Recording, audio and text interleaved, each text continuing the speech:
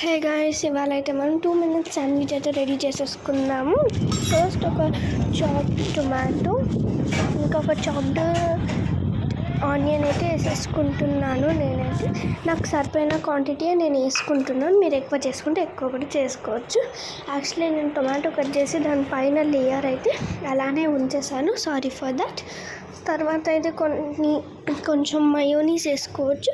నేను యాక్చువల్లీ నా దగ్గర శాండ్విచ్ స్ప్రెడ్ లేదు కాబట్టి నేను శాండ్విచ్ స్ప్రెడ్ వేయట్లేదు.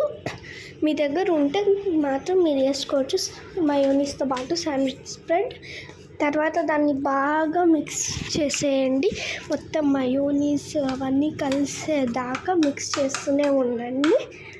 తర్వాత మీరు మొత్తం మిక్స్ అయినాక ఆరిగానో ఇంకా చిల్లీ ఫ్లేక్స్, మీరు చిల్లీ ఫ్లేక్స్ లేదంటే ఆరిగానోనే ఎక్కువ క్వాంటిటీలో వేసుకున్నా పర్లేదు, బాగానే ఉంటుంది.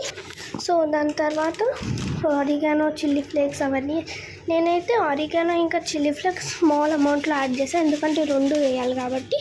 మీ దగ్గర ఆరిగానో లేకపోయినా చిల్లీ ఫ్లేక్స్ లేకపోయినా ఒకటి లేకపోయినా ఒక క్వాంటిటీ ఎక్కువ వేసుకుంటే ఈక్వల్ అయిపోతుంది టేస్ట్. తర్వాత అయితే ఇక బ్రెడ్ని తీసుకొని టెక్స్చర్ మనం చేసిన సలాడ్ని అయితే దాంట్లో థిక్గా స్ప్రెడ్ చేసుకున్నాను. నేనైతే ఎంత కావాలంటే అంత, ఒకటే బ్రెడ్ అన్న సలాడ్ ఉండిపోయిందని చెప్పేసి బాగా థిక్గా వేసేసాను.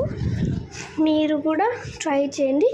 ఇది చాలా సింపుల్ ఉంటుంది, 2 minutes రెసిపీ. అసలు టేస్ట్ చేస్తే కూడా చాలా బాగుంది. సో ప్లీజ్ ట్రై చేసి కామెంట్లో చెప్పండి ఎలా ఉందో.